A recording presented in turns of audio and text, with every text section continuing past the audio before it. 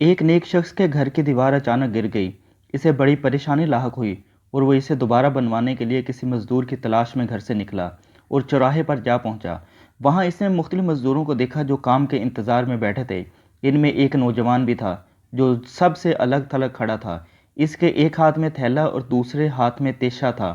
इस शख्स का कहना है कि मैंने इस नौजवान से पूछा, क्या तुम मजदूरी करोगे? नौजवान ने जवाब दिया, हाँ। मैंने कहा, गारे का काम करना होगा। नौजवान कहने लगा, ठीक है, लेकिन मेरी 3 शर्तें हैं। अगर तुम्हें मंजूर हो तो मैं काम करने के लिए तैयार हूँ। पहली शर्त यह है कि तुम मेरी मजदूरी पूरी अदा करोगे। दूसरी शर्त यह है कि मुझसे मेरी ताकत और सेहत के मुताबिक काम लोगे। और तीसरी शर्त यह है कि नमाज के वक्त मुझे नमाज अदा करने से नहीं रोकोगे। मैंने ये तीनों शर्तें कबूल कर लीं और इसे साथ लेकर घर आ गया, जहां मैंने इसे काम बताया और किसी ज़रूरी काम से बाहर चला गया। जब मैं शाम के वक्त वापस आया तो देखा इसने आम मज़दूरों से दुगना काम किया था। मैंने बखुशी इसकी उजरत अदा की और वो चला गया।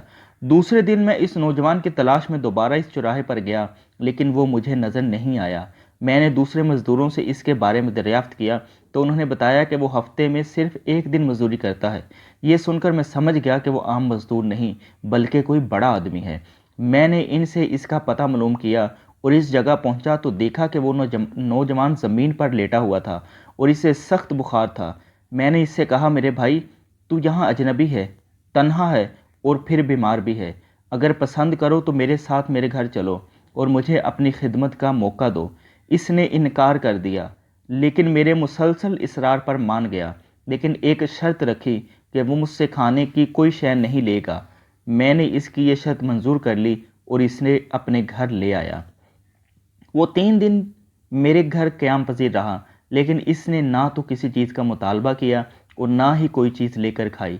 चौथे रोज़ इसके बुखार में शिद्दत आ गई तो इसने मुझे अपने पास बुलाया और कहने लगा, मेरे भाई, लगता है कि अब मेरा आखिरी वक्त करीब आ गया है, लिहाजा जब मैं मर जाऊं तो मेरी इस वसीयत पर अमल करना कि जब मेरी रूह जिस्म से निकल जाए तो मेरे गले में रस्सी डालना और घसीटते हुए बाहर ले जाना और अपने घर के इर्द गिर्द चक्कर लगवाना और ये सदा देना कि लोगों, देख लो, अपने रब ताला की नाफरमानी करने वालों का ये हशर होता है। शायद इस तरह मेरा रब अज़्ज़ वजल मुझे माफ़ फरमा दे। जब तुम मुझे गुस्ल दे चुको तो मुझे इन्हीं कपड़ों में दफन कर देना और मेरा ये पैगाम भी देना कि अल्लाह अज़्ज़ वजल से डरो, कहीं ऐसा ना हो कि गफलत और नशे की हालत में मौत आ जाए और बाद में पछताना पड़े, लेकिन फिर इससे कुछ हासिल ना होगा। वो नौजवान मुझे ये वसीयत करने के बाद इंतकाल कर गया। मैं इसकी मौत के बाद काफ़ी देर तक आंसू बहाता रहा और गमज़दा रहा। फिर न चाहते हुए भी मैंने इसकी वसीयत पूरी करने के लिए एक रस्सी ली और इसकी गर्दन में डालने का कसद किया तो कमरे के एक कोने से निदा आई कि इसके गले में रस्सी मत डालना। क्या अल्लाह अज़्ज़ वजल के औलिया से ऐसा सलूक किया जाता है? ये आवाज़ सुनकर मेरे बदन पर कपकपी तारी हो गई। ये सुनने के बाद मैंने इसके पाँव को बोसा दिया और इसके कफन दफन का इंतज़ाम करने चला गया। इसकी तदवीन से फ़ारग होकर मैंने इसका कुरान पाक और अंगूठी लेकर खलीफा के महल की जानिब रवाना हो गया। वहाँ जाकर मैंने इस नौजवान का वाक़या एक कागज़ पर लिखा और महल के दरोगा से इसके सिलसिले में बात करना चाही तो इसने मुझे झिड़क दिया और अंदर जाने की इजाज़त देने की बजाय अपने पास बिठा लिया। आखिरकार खलीफा ने मुझे अपने दरबार में तलब किया और कहने लगा, क्या मैं इतना जालिम हूँ कि मुझसे बराह रास्त बात करने के बजाय रुक्के का सहारा लिया? मैंने अर्ज़ की, अल्लाह ताला आपका इकबाल बुलंद करे। मैं किसी जुल्म की फरियाद लेकर नहीं आया बल्कि एक पैगाम लेकर हाजिर हुआ हूँ। खलीफा ने इस पैगाम के बारे में दरियाफ्त किया तो मैंने कुरान मजीद और अंगूठी निकाल कर इसके सामने रख दी। खलीफा ने इन चीज़ों को देखते ही कहा, ये चीज़ें तुझे किसने दी हैं? मैंने अर्ज़ किया, एक गारा बनाने वाले मजदूर ने। खलीफा ने इन अल्फाज को 3 बार दोहराया, गारा बनाने वाला, गारा बनाने वाला, गारा बनाने वाला, और रो पड़ा। काफ़ी देर रोने के बाद मुझसे, वो गारा बनाने वाला अब कहाँ है?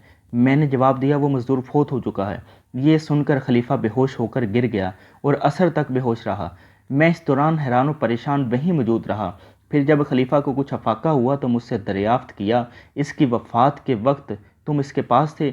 मैंने इस बात में सर हिला दिया तो कहने लगा, इसने तुझे कोई वसीयत भी की थी? मैंने इसे नौजवान की वसीयत बताई और वह पैगाम भी दे दिया जो इस नौजवान ने खलीफा के लिए छोड़ा था। जब खलीफा ने ये सारी बातें सुनी तो मज़ीद गमगीन हो गया اور اپنے سر سے امامہ اتار دیا، اپنے کپڑے چاک کر ڈالے اور کہنے لگا، اے مجھے نصیحت کرنے والے، اے میرے زاہد و پارسا، اے میرے شفیق۔ اس طرح کے بہت سے القابات خلیفہ نے اس مرنے والے نوجوان کو دیے اور مسلسل آنسو بھی بہاتا رہا۔ یہ سارا معاملہ دیکھ کر میری حیرانی اور پریشانی میں مزید اضافہ ہو گیا کہ خلیفہ کام سے مزدور کے لیے اس قدر غمزدہ کیوں ہے۔ جب رات ہوئی تو خلیفہ نے مجھ سے اس کی قبر پر لے جانے کی خواہش ظاہر کی تو میں اس کے ساتھ ہو لیا۔ خلیفہ چادر میں منہ چھپائے میرے پیچھے پیچھے چلنے لگا۔ جب ہم قبرستان میں پہنچے تو میں نے ایک قبر کی طرف اشارہ کر کے کہا، عالیجا، یہ اس نوجوان کی قبر ہے۔ خلیفہ اس کی قبر سے لپٹ کر رونے لگا۔ پھر کچھ دیر رونے کے بعد اس کی قبر کے سرہانے کھڑا ہو گیا اور مجھ سے کہنے لگا، یہ نوجوان میرا بیٹا تھا، میری آنکھوں کی ٹھنڈک اور میرے جگر کا ٹکڑا تھا۔ یہ ایک دن رقص و سرور کی محفل میں گم تھا کہ مکتب میں کسی بچے نے یہ آیت کریمہ تلاوت کیا، لم یأن للذین آمنوا ان تخشع قلوبہم لذکر اللہ۔ ترجمہ، کیا ایمان والوں کو ابھی وہ وقت نہ آیا کہ ان کے دل جھک جائیں اللہ کی یاد کے لیے؟ جب اس نے یہ آیت سنی تو اللہ تعالیٰ کے خوف سے تھر تھر کانپنے لگا اور اس کی آنکھوں سے آنسوؤں کی جھڑی لگ گئی اور یہ پکار پکار کر کہنے لگا، کیوں نہیں، کیوں نہیں، اور یہ کہتے ہوئے محل کے دروازے سے باہر نکل گیا۔ اس دن سے ہمیں اس کے بارے میں کوئی خبر نہ ملی یہاں تک کہ آج تم نے اس کی وفات کی خبر دی۔